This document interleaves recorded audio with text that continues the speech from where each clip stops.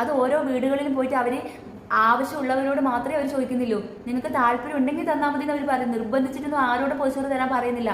പിന്നെ നല്ല മനസ്സിലവർ ഞങ്ങൾ തരാമെന്ന് പറയുന്നത് കൊണ്ട് കൊടുക്കുന്നു. എനിക്കും വേണമെങ്കിൽ പറയാം ചോറ് തരാൻ താല്പര്യമില്ലാന്ന്. എനിക്ക് പൊടി കുഞ്ഞളായി വീട്ടിലുള്ളത്, അവരെയും കൊണ്ട് എനിക്ക് ആവില്ല എന്ന് പറയാം. പക്ഷെ എൻ്റെ മനസ്സാക്ഷി അത് സമ്മതിക്കൂല. കാരണം എന്താണെന്നറിയാം, എനിക്ക് 2 മണി ചോറ് ആർക്കും കൊടുക്കാൻ പറ്റിയല്ലോ എന്നൊക്കെ സന്തോഷിക്കാം. ഈ ലോകത്തെ ഏറ്റവും വലിയ വികാരം നിങ്ങൾക്ക് എന്താണെന്നറിയാം, വിശപ്പാന്ന് രമണി ചേച്ചി. അത് അറിഞ്ഞവർക്കേ അതിൻ്റെ വിഷമം അറിയുള്ളൂ, അല്ലാത്തവർക്ക് അതൊന്നും അറിയൂല. നമ്മൾ മാത്രം വെച്ച് നിന്നിട്ട് കാര്യമില്ല. മറ്റുള്ളവർക്കും അത് കൊടുക്കാൻ പറ്റിയെങ്കിൽ അത് നമ്മളെ ഏറ്റവും വലിയ ഭാഗ്യം. ഈ ഭൂമിയിൽ നിന്ന് പോകുന്നതിന് മുന്നേ നമ്മളത് ചെയ്താൽ നമുക്ക് അതിൻ്റെ പുണ്യം കിട്ടും. ഓരോരാൾ പറയും പിള്ളേരുണ്ട് ഒന്നും ആവൂലെന്ന്. പിള്ളമാരൊന്നും ഒന്നിനും തടസ്സമല്ല. അവരെ കൊണ്ട് നമുക്ക് എല്ലാ പണികളും ചെയ്യാൻ പറ്റും. അതിന് ഉദാഹരണം ഞാൻ എല്ലാ പണിയും ചെയ്യാൻ എനിക്ക് ഇഷ്ടമാണ്. ഞാൻ അത് രാവിലെ എണീച്ച് അവർക്ക് ഫുഡും കാര്യങ്ങളും അതാ കൊടുത്തു വിട്ടു. അവർക്കത് കൊടുത്തു വിടുമ്പോൾ എനിക്ക് എന്ത് സന്തോഷമുണ്ടെന്നറിയാം. അവരത് സന്തോഷത്തോടെ കഴിക്കണേ, അവർക്ക് സന്തോഷത്തോടെ കഴിക്കാൻ പറ്റണേന്നും പറഞ്ഞാൽ ഞാൻ ആ പൊതിച്ചോറ് കൊടുക്കുന്നത്.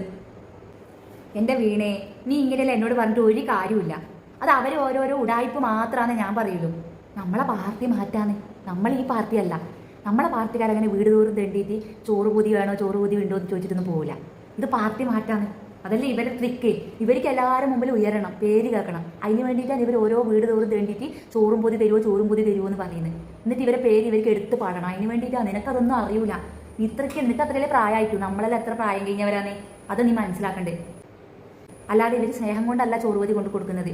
ഓ, നിന്റെ വിചാരം സ്നേഹം കൊണ്ടാന്നാണ്? വേറെ പണിയില്ല. നിന്നെ പോലുള്ളവർ ഇതെല്ലാം വളം വെച്ച് കൊടുക്കുന്നത് വീണേ. ചോറുപൊതി രാവിലെ എല്ലാ വീടുകളിലും കൂടി തെണ്ടിയിട്ട് ചോറുപൊതിയും കൊണ്ട് പോകുന്നു. ആരിതെല്ലാം അനുവദിച്ചു കൊടുക്കുന്നത്? എന്നോടും വന്ന് ചോദിച്ചിനി ചോറുപൊതി തരുമോന്ന്. ഞാൻ പറഞ്ഞു എനക്കാവൂല, എനിക്കിതല്ലേ പണി ചോറുപൊതിയാക്കി കൊടുക്കലേ. നിന്നെ പോലുള്ളവർ ഇതെല്ലാം കൊടുക്കൂലോ. നിന്റെ ഓള് നീ എന്തെല്ലോ പറയുന്നു. നിനക്കൊന്നും അറിയാത്തോണ്ടാണ് നീ ഇങ്ങനെയെല്ലാം പറയുന്നത് വീണേ.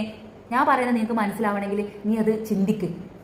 എനിക്ക് പൂർണ്ണമായിട്ട് മനസ്സിലായി രമണീച്ച് നിങ്ങൾ പറയുന്നത്. എനിക്ക് മനസ്സിലാക്കാതിരിക്കാൻ വേണ്ടി ഞാൻ പൊട്ടത്തിയൊന്നുമല്ല. നിങ്ങൾ പറയുന്നതിൻ്റെ എല്ലാം എനിക്ക് മനസ്സിലായി. ഈ പാർട്ടിയുടെ ഇതും പറഞ്ഞിട്ടല്ല അവർ ഓരോ വീട് കയറി പോകുന്നത്. അവർ എല്ലാ മനുഷ്യന്മാർക്കും കുറച്ച് ഭക്ഷണം എത്തിക്കാനുള്ള ആ ഒരു ചിന്താഗതിയിലല്ലേ എല്ലാവരും വീടുകളിലും പോകുന്നത്. അല്ലാത്ത എണ്ണാൻ വേണ്ടിയിട്ടല്ല അവർ പോകുന്നത്. നിങ്ങൾ മാത്രമേ ഇങ്ങനെ പറയുള്ളൂ. നിങ്ങളെപ്പോലെ കുറേ ആൾക്കാരുണ്ട് ചുറ്റുവട്ടത്ത് ഇങ്ങനെ പറയുന്നവർ.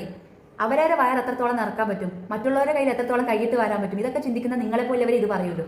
ഞാനൊന്നും ഒരു പാർട്ടിയുടെ സൈഡും പിടിച്ച് പറയുന്നില്ല. നമുക്കൊരു പാർട്ടി മതം അങ്ങനെയൊന്നുമില്ല. മനുഷ്യർ അത്രയേ നമുക്കല്ലേ ചിന്തയുള്ളൂ. നമ്മളെല്ലാവരും ഒരു മനുഷ്യരാണ്. ഇപ്പം എൻ്റെ കൈ മുറിച്ചാലും ചോര തന്നെ, നിങ്ങളെ കൈ മുറിച്ചാലും ചോര തന്നെ വരുന്നത്. അതിൽ വ്യത്യാസമൊന്നുമില്ല. പാർട്ടിയുടെ കാര്യം പറഞ്ഞിട്ടുമല്ല. എനിക്കൊന്നും ഈ സമയം വരെ ഒരു പാർട്ടിയില്ല. ഞാൻ ഒരു പാർട്ടിയിലും അംഗത്വമില്ല. പക്ഷെ എല്ലാ മനുഷ്യനും ഒരുപോലെ ഞാൻ കാണുന്നു. ഞാൻ പാവങ്ങളായ കുറച്ച് ജനങ്ങൾക്ക് കുറച്ച് ഭക്ഷണം കൊടുക്കാം, എന്നെക്കൊണ്ട് ആവുന്നത് പോലെ അത്രയും ഞാൻ ചിന്തിച്ചിട്ടു. അല്ലാതെ പാർട്ടി ആ പാർട്ടി ഇങ്ങനെ ചെയ്ത് ഈ പാർട്ടി ഇങ്ങനെ, അതൊന്നും ഞാൻ സ്വപ്നത്തിൽ പോലും വിചാരിച്ചിട്ടാ. എനിക്ക് കുറച്ച് പൈസ ഉണ്ടെങ്കിൽ ഞാൻ ശരിക്കും പറഞ്ഞാൽ പാവപ്പെട്ടവർക്ക് അന്നദാനം തുടങ്ങാൻ വരെ